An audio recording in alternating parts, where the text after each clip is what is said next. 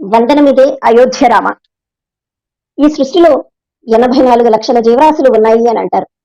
ఆ 84 లక్షల జీవరాశుల్లో ఒక పెట్ట ఉంది, పురుగు ఉంది, మనిషి ఉన్నాడు, ఇంకా అనేకం ఉన్నాయి.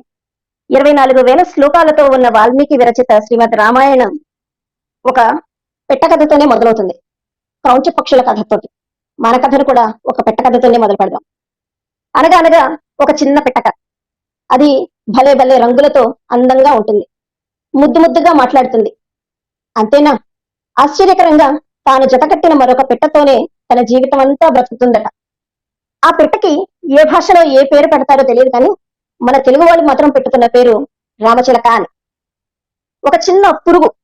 అది కొంతకాలం బయట ప్రపంచానికి కనపడకుండా తనని తాను కష్టపెట్టుకొని నష్టపెట్టుకొని పూర్తిగా తనని తాను మార్చుకొని అందమైన రంగురంగుల రెక్కలు కట్టుకొని ఈ రంగుల ప్రపంచంలోకి ఎగిరి వచ్చి మనకు ఆహ్లాదాన్ని ఇస్తే మళ్ళీ ఏ భాషలో ఏమంటారో తెలియదు కానీ మన తెలుగు వాళ్ళు మాత్రం ఆ అందమైన రంగుల్ని చూసి సీతాకోక చిలక అన్నారు.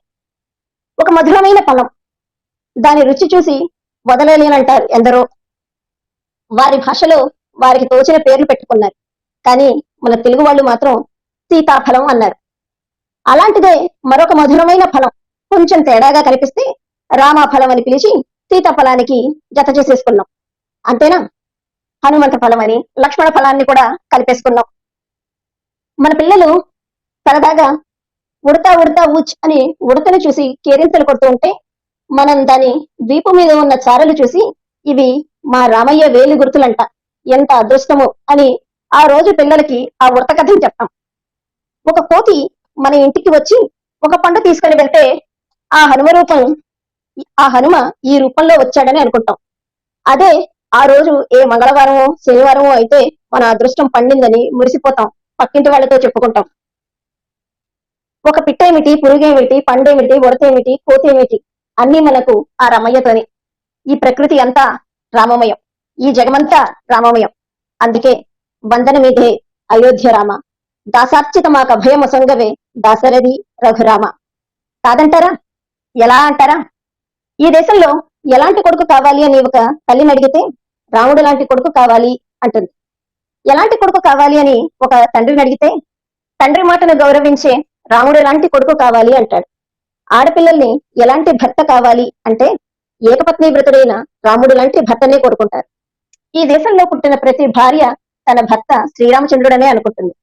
అన్నదమ్ములు ఒక్క మాట మీద ఉంటే రామలక్ష్మణుల్లా ఉన్నారు అంటారు. రాజ్యపాలన ఎలా ఉండాలి అంటే రామరాజ్యంలా ఉండాలి అంటారు. తిరుగులేని మాట అంటే ఒకే మాట ఒకే బాణం అంటారు. అంతెందుకు, మనం పుట్టినప్పుడు మనల్ని తొట్టలో వేసి అమ్మ పాడిన పాట గుర్తుంది కదా, రామలాలి మేఘశ్యామలాలి.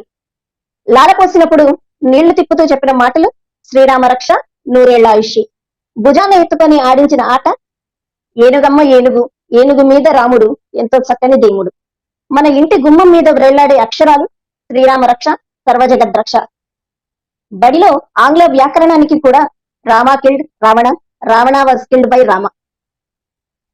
ఆదరంగా ఎవరినైనా పలకరించాలి అంటే జై శ్రీరామ్, జై సీతారాం అంటాం. వీడుకొని తీసుకునేటప్పుడు రామ్ రామ్ అంటాం. వినకూడని మాట ఏదన్నా విన్నప్పుడు రామరామ అంటాం.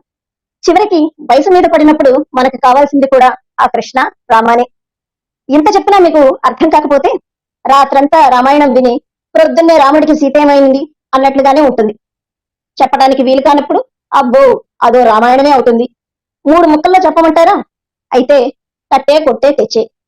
ఏదన్నా వ్రాయటం మొదలు పెట్టేటప్పుడు లేదా చెప్పే ముందు వ్రాసే ముందు మొదటి 3 అక్షరాలు శ్రీరామ. అయ్యో రామ, వీటితోనే నేను మొదలు పెడదాం అనుకున్నాను, అయినా మర్చిపోయాను. మతిమరుపు బుద్ధి పదే పదే పలికే పలుకులు అయ్యో రామచంద్ర. ఎవరన్నా ఎంగిలి చేసి పెడితే అది మనకి శబరి ఎంగిలే. పితీరులు చెప్పే వాళ్ళందరూ కూడా మనకి మందర్లే. కానీ రాముడు మాత్రం ఎప్పుడూ మంచి బాలుడే. ఇంత చెప్తున్నా ఇంకా ఏదో ముద్దు నిద్రలోనే ఉన్నారా? అయితే అది కుంభకర్ణుడి నిద్రే. ఏమిటది? మహా చెప్పొచ్చావు, మాకు తెలుసులే అంటారా? నాది హనుమంతుడి ముందు కుప్పిడంతులే. అయినా కొంచెం ఓపిక చేసుకుని వినండి. మనం ఆకలితో మాడినప్పుడు అన్నమో రామచంద్ర అన్నాం. ఆకలి తీరాక ఆత్మారాముడు శాంతించాడు అన్నాం. పెద్ద ఇల్లు ఉంటే లంకంత ఇల్లు ఉందన్నాం. సర్దుకొని ఎక్కిన ప్రతి వాహనము కూడా మనకి పుష్పక విమానమే అవుతుంది. అడిగిన దానికన్నా ఎవరన్నా ఎక్కువ చేసొస్తే చూసి రమ్మంటే కాల్చి వచ్చాడు అని సంబరపడతామా? అదే ఎవరన్నా పాడు చేస్తే అంకెలేని కోతి లంకెంతా చరిచిందట అని కసురుకుంటాం. ఎప్పటికీ ఆరనవన్నీ మనకి రావణ కష్టాలే. కబలించే చేతులు చేష్టలంటే కబంధ హస్తాలు అన్నాం. పెద్ద పెద్ద అడుగులు వేస్తే అంగదుడి అడుగులు అన్నాం. అందవిహీనంగా ఉంటే శూర్పణకన్నాం. అందంగా ఉన్నవారంటే రామచక్కని చుక్కలన్నాం. ఏదైనా చేసి తీరాలి అంటే సుగ్రీవాజ్ఞ అన్నాం. హద్దు మీరద్దు అంటే లక్ష్మణ రేఖ అన్నాం. చేతనైనంత సహాయం అంటే ఉడత సాయం అన్నాం. చివరికి మనం ఎవరన్నా కొట్టినా, మనల్ని ఎవరన్నా కొట్టినా కూడా బుర్ర మాత్రం రామకీర్తనే పడుతుంది. భరించలేని కష్టానికి పర్యాయ పదం నా రాముడు. ఏమిటా కష్టం అంటారా? సీత కష్టం సీతది, పీత కష్టం పీతది. అంతేకాదు విషమ పరీక్షలన్నీ కూడా మనకి అగ్ని పరీక్షలే.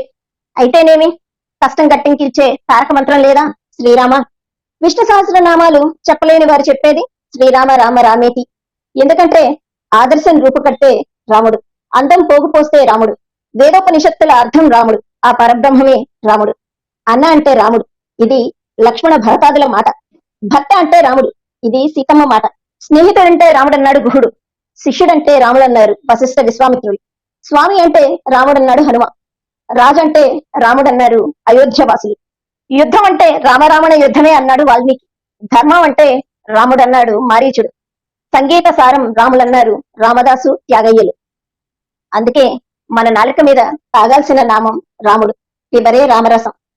కళ్ళు చూడాల్సిన రూపం రాముడు, నోరు పలకాల్సిన నామం రాముడు, చెవులు వినాల్సిన నామం రాముడు, చేతులు మ్రొక్కాల్సిన దైవం రాముడు, జన్మ తరించటానికి రాముడు. అసలు ఈ జన్మ ఎలా సార్థకం చేసుకోవాలి అంటే రాముడు రాముడు రాముడు.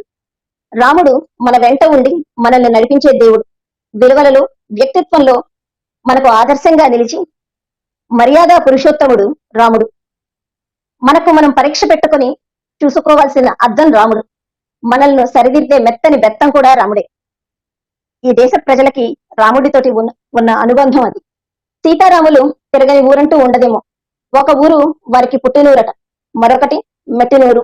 ఒక చోట పర్ణశాల కట్టారంటారు, మరొక చోట హనుమ కలిశారట. అయోధ్య గాథ ఒకటైతే జనకపూరు గాథ మరొకటి.